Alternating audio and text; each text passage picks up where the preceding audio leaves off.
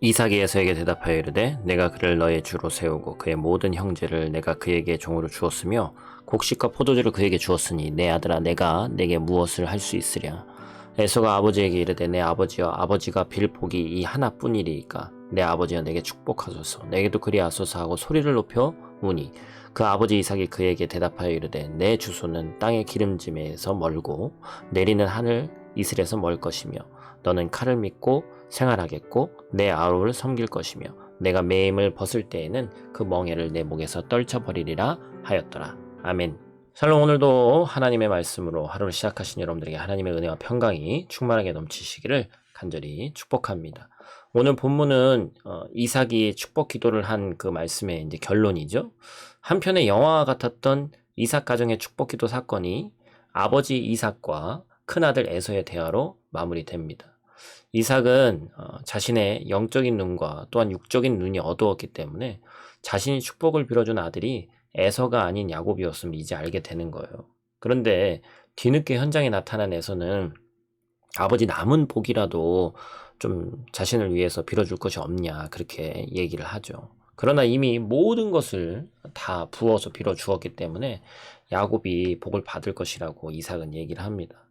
그렇게 아버지는 감쪽같이 속았다는 사실에 심히 떨었고 장자의 명분에 또 자신의 복까지 빼앗겨서 무려 2번이나 야곱에게 속은 에서는 억울함에 소리를 높여 우는 것이 이제 오늘 본문의 모습이죠. 그래서 이제 디테일하게 좀 더 자세하게 한번 보면 성경은 이삭이 야곱에게 축복하기를 마치고 야곱이 이삭 앞에서 나가자 곧 그의 형의 에서가 사냥에서 돌아왔다고 얘기를 합니다.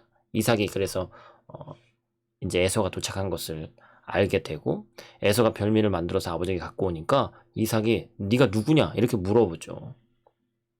에서가 자신을 맏아들 에서라고 소개하니까 이삭이 참 심히 떠는 모습이 본문에 등장합니다. 하나님의 뜻이 회복되는 자리는 언제나 하나님의 주권을 인정하는 고백을 동반합니다. 무슨 얘기냐면 야곱은 그것을 알고 있었어요. 그래서 축복을 누가 주도하는지, 축복이 누구에게 주어졌는지를 인정하고 있습니다. 그래서 야곱에게 복이 주어졌기 때문에 야곱이 복을 받을 것이다 이렇게 얘기를 하는 겁니다. 그런데 이제 에서 입장에서는 야곱에게 2번이나 속았어요. 울분을 토하면서 장자의 명분을 빼앗기고 이제는 내 복도 빼앗았다. 야곱, 그 이름 그대로 속이는 자다. 이제 이렇게 얘기를 합니다. 그래서 나한테도 좀 복을 주세요. 복을 부어주세요. 축복해주세요. 이렇게 얘기를 하죠. 에서의 눈물에서 우리가 뭘 볼 수 있어요? 자신이 놓친 축복에 대한 후회가 있죠. 축복을 축복으로 제대로 보지 못해서 그 축복이 얼마나 소중하고 귀중한 가치인지를 깨닫게 되어서 이제서 눈물로 그것을 회개하고 후회했다는 것이죠. 참 감사한 것은 이것이 이제 바로 또 회복의 시작이라는 겁니다. 하나님은 하나님의 복의 가치가 얼마나 가치 있는 것인지를 깨닫게 하시는 것이죠. 진정한 회복의 자리에서 하나님의 복이 가치가 바르게 인정이 되는 거예요.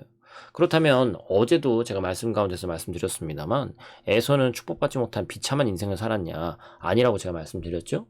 에서는 부유한 삶을 살았습니다. 가문이 또한 멸망당했나요? 아니죠.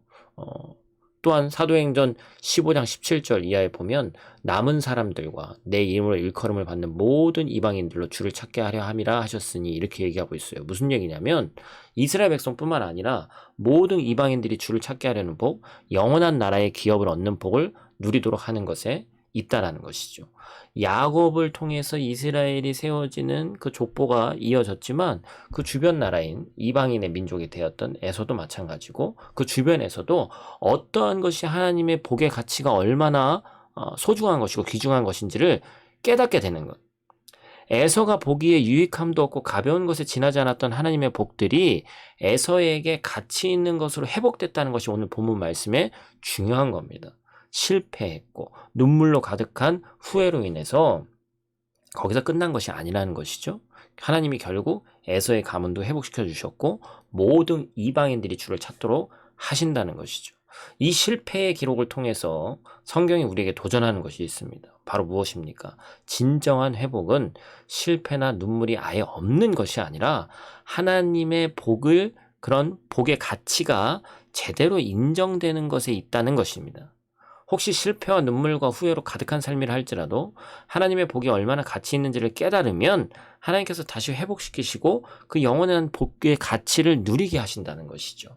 우리가 그 말씀을 잊지 않는 오늘 하루 되시기를 간절히 축복합니다. 기도하겠습니다. 하나님, 인간인지라 이삭은 영적 육적으로 어두웠고 또 그로 인해서 에서가 아닌 야곱에게 축복하는 모습을 보게 됐습니다. 야곱은 야곱대로 하나님의 뜻이 또한 그로 인해서 방법은 잘못됐지만 하나님의 복이 계승되었고 뒤늦게 깨달은 에서에게서도 무익하고 가벼워 보였던 그 하나님의 복이 얼마나 가치 있는 것인지를 깨닫게 하심에 감사를 드립니다.